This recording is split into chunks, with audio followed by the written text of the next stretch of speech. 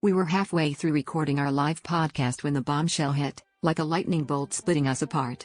My partner, with whom I'd shared both the studio and my life for the past 5 years, suddenly confessed their love for someone else. The mic caught the crack in their voice, but it was nothing compared to the crack in my heart. The audience, thousands listening from their devices, were privy to the raw unraveling of our shared illusion, the shock palpable through every silent second that stretched on as I sat there, frozen, trying to process the betrayal delivered in real time. The truth was, our relationship was a fragile facade, stitched together with band-aids and whispered promises.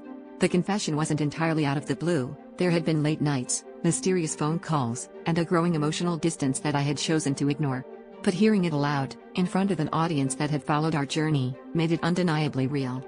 I felt exposed, as if the truth had stripped me bare and left me vulnerable to the world's scrutiny. My mind raced, struggling to reconcile this new reality with the life we'd been portraying. As the podcast continued, my partner's words blurred into a cacophony of chaos, the details of their affair spilling out like a dam breaking under pressure. The affair was with a mutual friend, someone who had been a guest on our show multiple times, their laughter and camaraderie now tainted with deceit. Every shared moment replayed in my mind, each memory now a potential lie.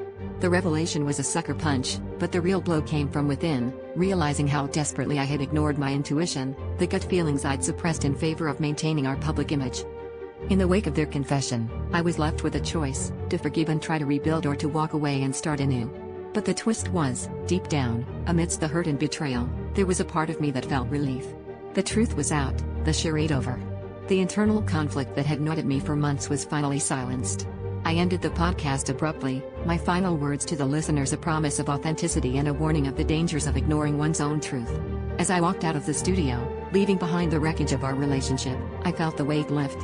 It was time to confront the reality I had been avoiding for too long and embrace the freedom that comes with facing the truth head on.